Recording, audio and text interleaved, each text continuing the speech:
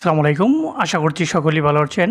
তো ভিউয়ার্স, বাংলাদেশ নৌবাহিনীতে নাবিক ও এমওডিসি নৌ 2026 সালে যে নিয়োগ বিজ্ঞপ্তিটি প্রকাশিত হয়েছে, তো আপনারা যারা এই নিয়োগ বিজ্ঞপ্তিটিতে আবেদন করেছেন, হ্যাঁ, আপনারা মাঠে যাওয়ার সময় আপনাদেরকে যে প্রয়োজনীয় কাগজপত্রগুলো সাথে করে নিয়ে যেতে হবে, এই বিষয়গুলো নিয়ে আলোচনা করব। আশা করছি আপনারা ধৈর্য সহকারে সম্পূর্ণ ভিডিওটা দেখবেন। এখানে আপনারা যারা দেখতে পাচ্ছেন যে এসএসসি পাস প্রার্থীদের মূল অথবা শিক্ষা বোর্ড কর্তৃক ইস্যুকৃত সাময়িক সনদপত্র, অর্থাৎ আপনারা যদি এসএসসি অথবা এইচএসসি পরীক্ষা পাস করে থাকেন, বোর্ড থেকে আপনাদেরকে যে সার্টিফিকেটগুলো দেওয়া হবে সেই সার্টিফিকেটের মূল ফটোকপি কিন্তু সত্যায়িত করে নিয়ে যেতে হবে। এরপরে এসএসসি পরীক্ষার মূল মার্কশিট, মূল রেজিস্ট্রেশন কার্ড, মূল অ্যাডমিট কার্ড এবং শিক্ষা প্রতিষ্ঠানে প্রদান কর্তৃক দেওয়া স্বাক্ষরিত প্রশংসাপত্র। ঠিক আছে, এই যে কাগজগুলো, এগুলো কিন্তু আপনার সবগুলা এক সেট করে ফটোকপি করে সত্যায়িত করে নিয়ে যেতে হবে।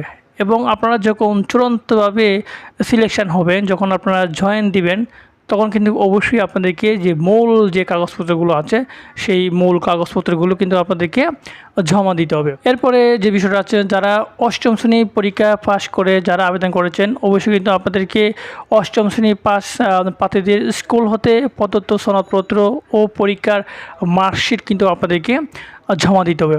এখানে হচ্ছে আরেকটা যে গুরুত্বপূর্ণ বিষয়, জাতীয়তা, চারিত্রিকগত ও অবিবাহিত সনদপত্র। এই যে জাতীয়তা, অথবা চরিত্রগত ও অবিবাহিত সনদপত্র, এই তিনটে কিন্তু আপনাদের স্ব ইউনিয়নের যে চেয়ারম্যান করতে কিন্তু সত্যায়িত হতে হবে। আপনি যদি ইউনিয়ন পরিষদের আওতায় থাকেন, তাহলে আপনার যে চেয়ারম্যানের আয়তে আছেন সেই চেয়ারম্যানের স্বাক্ষরিত করতে হবে।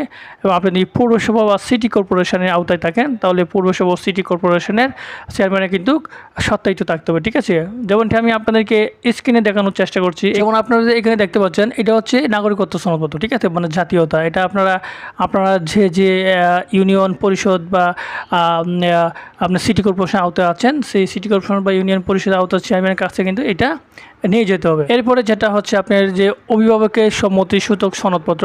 তো অভিভাবকের সম্মতিসূচক সনদপত্র যে ফরম্যাটটি, এটা কিন্তু আপনারা অনেকেই ভুল করে থাকেন। যদিও সেটা আপনার স্ব ইউনিয়ন পরিষদ কার্যালয়ের চেয়ারম্যানের নির্ধারিত ফেডে থাকে, তাহলে কোনো প্রবলেম নেই।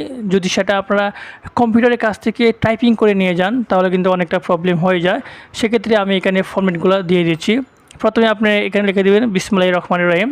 এরপরে আপনি যে ইউনিয়নের আওতায় আছেন সেই ইউনিয়নের আওতায় নামটা লিখে দিবেন। এরপরে যে উপজেলা, এগুলো লিখে দিবেন। ঠিক আছে, যে অভিভাবকের সম্মতিসূচক সনদপত্র, এখানে আমি ফরম্যাটটা দিয়ে রেখেছি, এখানে আপনারা লিখবেন।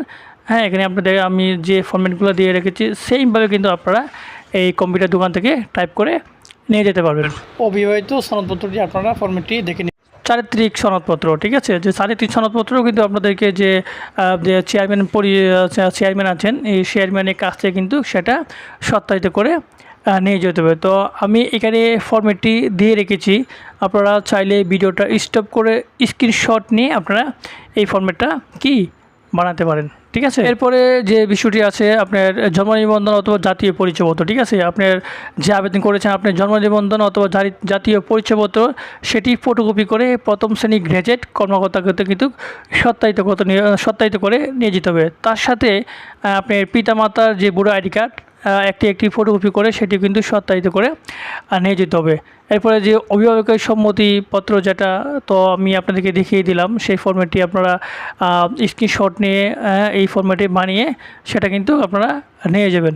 যে ছবির ক্ষেত্রে সদ্য তোলা যে আবেদন করবেন তার 15 কপি এবং পিতার 1 কপি এবং মাতার 1 কপি, সেটা কিন্তু ল্যাব প্রিন্ট হতে হবে। হ্যাঁ, ল্যাব প্রিন্ট করে ছবির পিছনে আপনি পিতামাতার যে ছবিগুলো, সেটি পিতার ছবির নিচে পিতার নাম লিখবেন আর মাতার ছবির নিচে মাতার নাম লিখবেন। আপনি যে আবেদন করেছেন তার 15 কপি নিচে কিন্তু আপনি নিজের নাম লিখবেন, লিখে প্রথম শ্রেণী গ্র্যাজুয়েট কর্মকর্তা কর্তৃক সত্যায়িত করবেন।